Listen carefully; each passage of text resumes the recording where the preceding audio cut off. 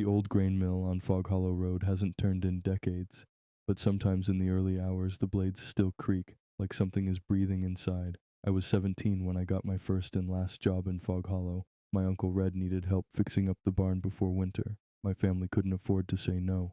The town was small, barely a dozen homes, a gas station, and a chapel that hadn't held a sermon in 20 years. But it had the mill. Every child in Fog Hollow grows up with the same warning. Don't go near the mill house, he'll skin you alive and hang your face from the rafters. They called him the Skinner. Folklore, I thought. Just a scare tactic. Until the night I saw the pigs. Yeah, pigs again, but not the kind you raise. These ones were pale, hairless, eyeless. Their snouts were fused shut, just holes where their mouths should be. They bled constantly, from ears, from between their ribs, from sewn-up slits in their throats. And they watched. Even without eyes, they watched. They stood in the tree line around the mill like statues. Silent. Still. It started when my uncle found the first hide. A sheet of flesh nailed to the barn wall. Human. Skin flayed neatly, every finger and toe intact. You could still see the lines of the palm, the tattoo on the bicep. Red went pale. Said nothing. Burned it that night without explanation. The next day we found the dog, what was left of it. Stripped to muscle. No skin. Its eyes were stitched open, staring at the door like it had been made to watch its own death. The word tithe was carved into its rib cage. Uncle Red finally talked. You never go near the mill, not at night, not alone. That thing, whatever it is, don't just kill. It takes, uses, makes you part of it. He used to have a brother, he said. My father never told me. One night, years back, the brother had wandered too close. They found pieces of him hung like Christmas ornaments inside the silo. Eyelids nailed to the ceiling, a spine coiled like a rope. I should have left that day, but curiosity eats you like rot. I went that night, I know, stupid, but I had to see. The mill groaned like it was in pain. I followed the sound through the overgrowth, through a tunnel of trees that pulsed with an awful smell, something metallic and wet. The pigs moved to let me pass. Inside the walls were lined with faces, skinned, tanned, some fresh, some dried to leather, lips sewn shut, eyelids pinned open, eyes still twitching in sockets that should have been empty. There were bodies, too. Not dead, suspended. Men and women dangling from hooks, their skin half removed, screaming through slit throats that could no longer form words. Their vocal cords stretched like violin strings, pulled taut across beams, plucked by unseen hands. The music they made wasn't sound. It was madness, dissonant, wet, and wrong. Then came the Skinner. You don't understand what fear is until you see something that isn't wearing skin. It's made of it. He was tall, too tall, his arms wrong, elbowless, just sinew and bone. His chest had 3 rib cages, one inside the other. His face was a patchwork quilt of victims, lips from one man, cheek from a woman, eyes from a dozen people. They blinked at different times. He didn't walk. He dragged himself forward, nails clacking on the floor like hooves. His mouth opened sideways, and the scream he made broke something inside me. I felt it behind my eyes, like hot needles. I ran. I swear I did. But the mill didn't want me to leave. The floorboards stretched into hands. One grabbed my ankle, bone fingers burrowing into my skin. I kicked, screamed, bit down on my own tongue. I didn't care. I had to get out. I made it, somehow. But when I got home, Red was gone. All that was left was his face nailed to the front door, smiling, and in his blood, the Skinner left a message. The tithe is not refused. The tithe is replaced. I tried to leave Fog Hollow. Roads don't work anymore. The highway just loops back around. GPS spins in circles. Maps are blank. I'm stuck. And now, I feel something moving beneath my skin, like fingers tracing my veins. Every night I hear scraping at the window, whimpering, like someone trying to cry through a mouth stitched shut. And the pigs, they're closer now. I found one in the bathtub this morning. Its body was rotting, but its heart was still beating. My reflection's not mine anymore. It smiles without me. And I think tonight, I am the tithe.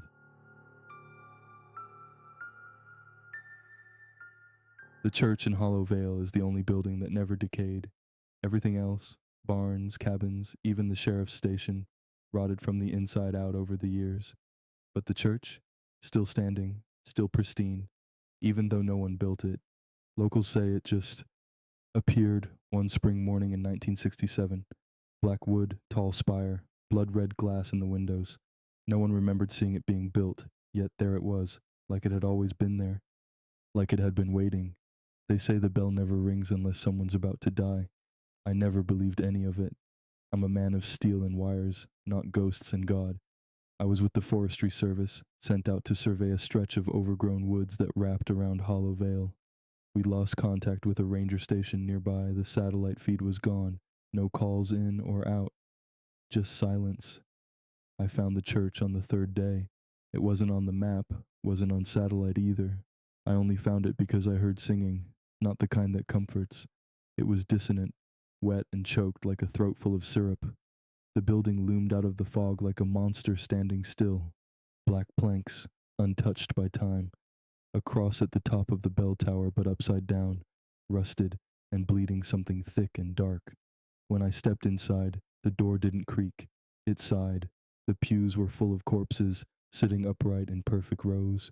No smell, no decay, just skin stretched paper thin over bone, their faces tilted upward to the pulpit, where a priest stood, but he wasn't preaching, he wasn't even alive. His body was stitched into the pulpit, arms nailed outward, mouth agape, tongue removed.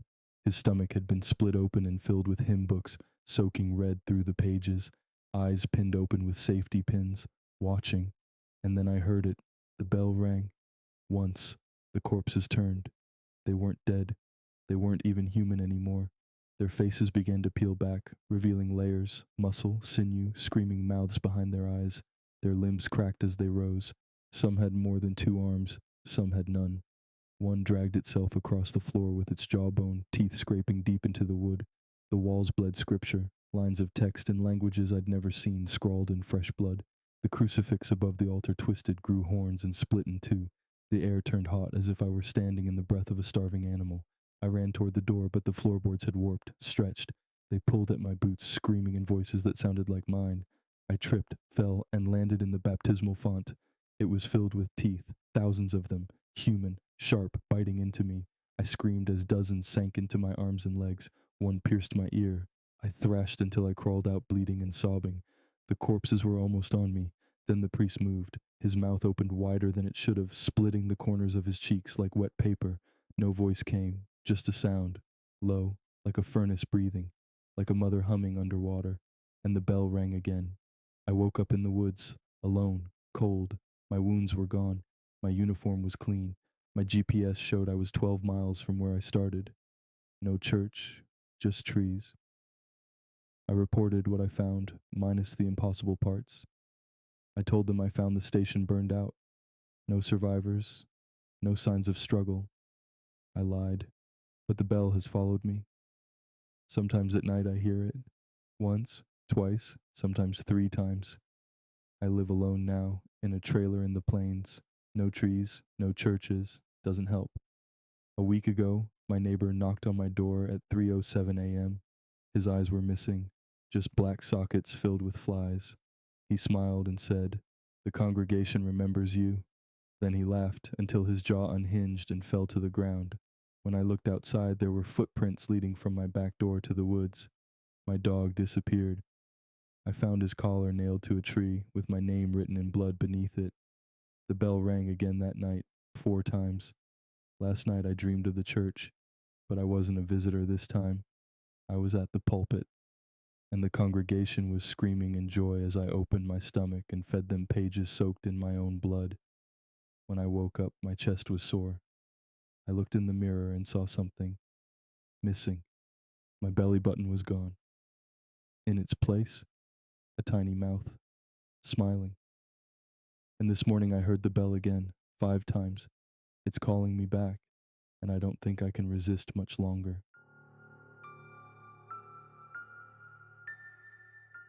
No one harvests the Hollowell farm anymore. The fields grow tall and rot in the wind. The house sits empty, but the porch still creaks, and sometimes the thresher starts on its own, just before dawn, like it's feeding on ghosts. My grandfather owned that farm until the day he disappeared. He'd never leave it, not for anything. Rain, war, death. He'd fight it all with a shotgun in one hand and a Bible in the other. But one autumn night, he was just gone. All that was left behind was blood, not a pool, a path, a smear of red that led from the kitchen, out the back door, across the dirt, and straight into the barn. But nothing was in the barn, just the smell, a smell so foul it makes your teeth itch. Sweet, rotted meat mixed with rusted iron and wet hay. We called the sheriff. They searched for 3 days, found nothing but old bones in the silo. Animal, they said. But I remember what my mother said when she came out of that barn, pale and shaking. The dirt wasn't right. 15 years later, I inherited the place. I didn't want it. No one in the family did. But times were hard and the city bled me dry, so I moved back. The land was overgrown, the windows broken, crows nested in the rafters, and yet the thresher still worked. I powered it up once out of curiosity. It groaned, whined, then roared to life like it had been running every day for years. When I walked behind it, I saw teeth. Human molars jammed into the gears like seeds. That night, I heard the footsteps, not inside, below.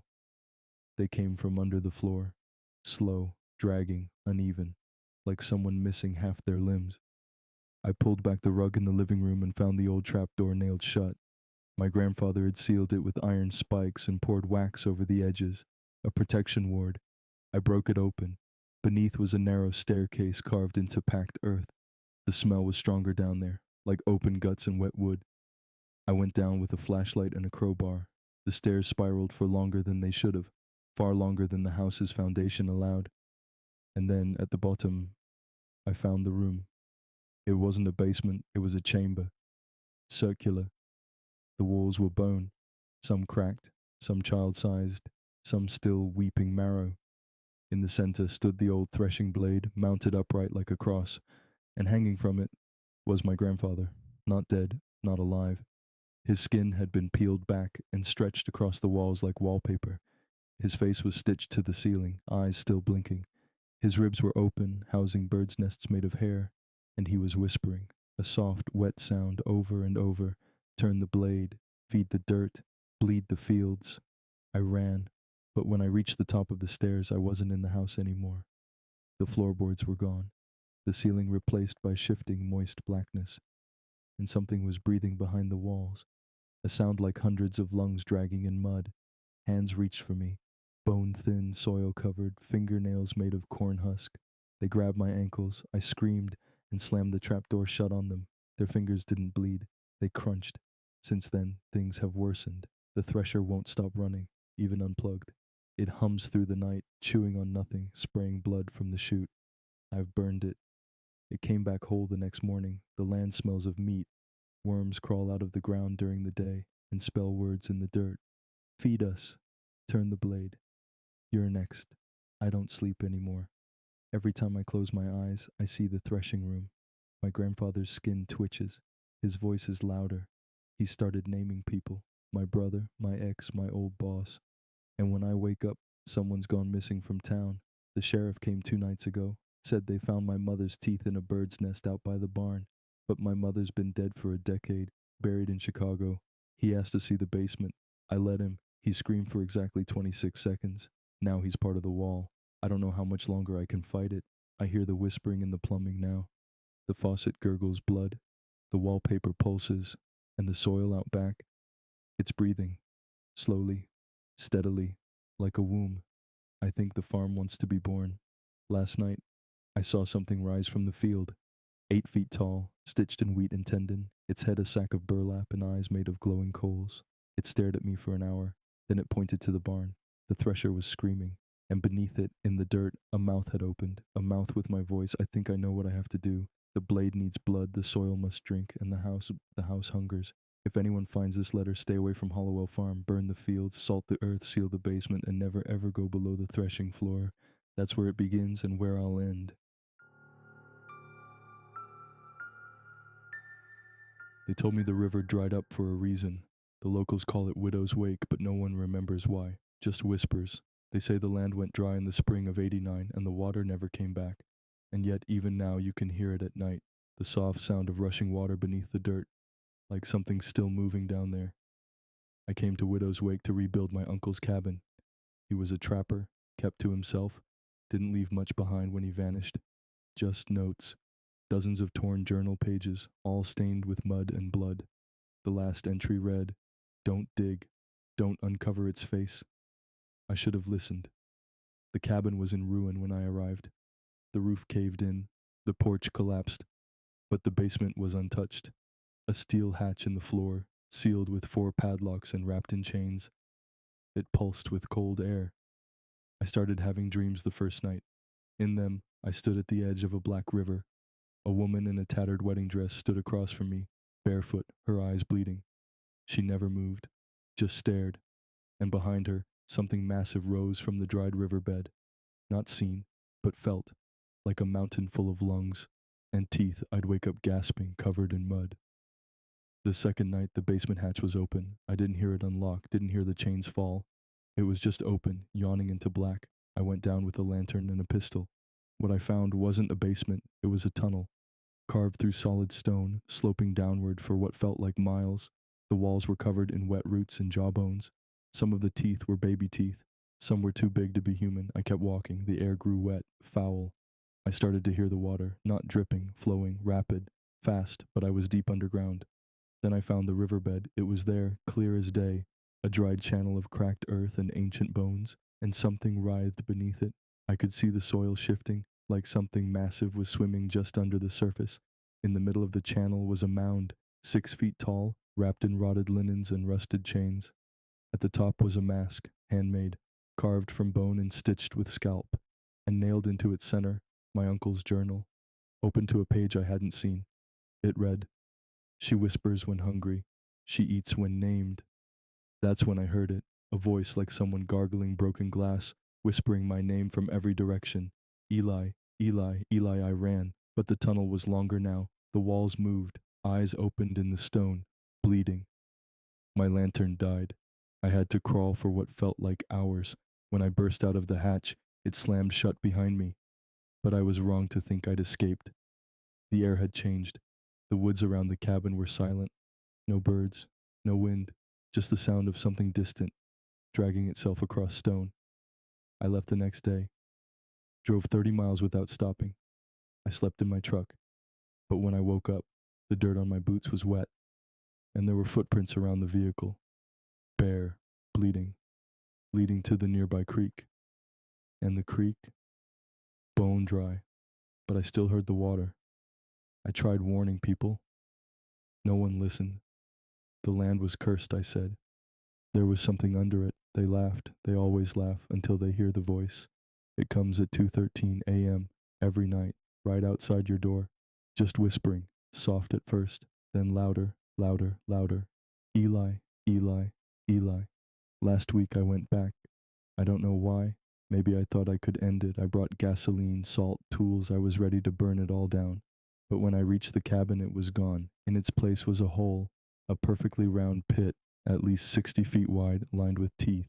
At the bottom, water, black, slow-moving water, and floating at the center, the woman in white. Her face was peeled clean, nothing but glistening red muscle, and a mouth filled with tiny fingers instead of teeth. She smiled, and beneath the water I saw the thing. It wasn't a creature, it was a landscape, a cathedral of flesh and rib, its back arched like a bridge beneath the entire valley. Its eyes were lakes, its hands were forests, and every time it shifted the world trembled. It opened its mouth, and I heard the river scream. I threw the gasoline in and lit the match. The flames didn't spread, they vanished, swallowed. The whispering hasn't stopped since. Now it follows me wherever I go, in drains, in puddles, in dreams, in blood. It wants something, a name, a face, a body. It wants me. And last night when I looked in the mirror, I didn't see my face anymore, just the woman, smiling, and behind her, the thing in the riverbed, finally surfacing, and it was hungry.